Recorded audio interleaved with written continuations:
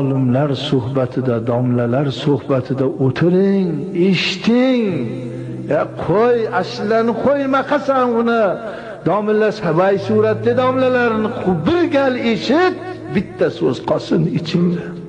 Ikkinchi gal ikkita so'z qolib. Inson ham bir narsaga ozroq harakat qilsa, Allohim barakotini beradi. Hanuni qaratsa, sal bo'ynini bundoq qilib qo'ysa, sal shunga harakat bo'lsa, Alloh barakotni beradi.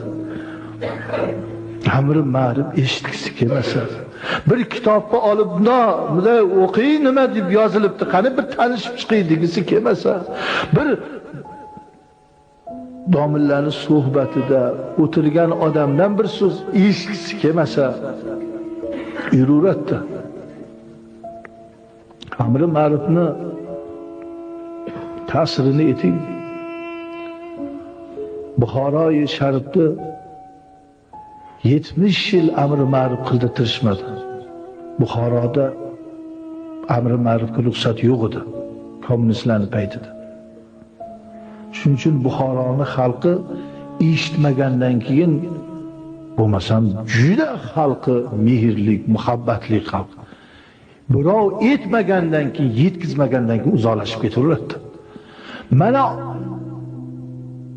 istiqloli sharofati bilan din diyonatga ruxsat berishlik bilan o'shatlarda amri ma'ruflar bo'lib, yaqinda borib Buxoro xalqini namozda jamoatini ko'rib, alhamdulillah, Alloh o'zingga hamd sanolar bo'lsin.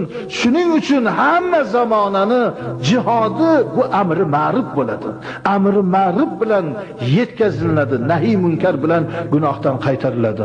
Hozir mana shu Buxoroda 10 ta hofizu kalomulloh bolalarni chiqibdi. Shuni o'z ko'zimiz bilan ko'rib, tasavvur biz o'qib yurgan paytda yo'q edi bular. Hech bir Buxorodan bir yaqin kelmasdi. Chunki poshoni, amirni shahri bo'lgan deb qattiq ularni nima qilib yuborilgandi. Toshkanlarda Alloh rahmat qilsin, ustozlarni Alloh rahmat qilsin.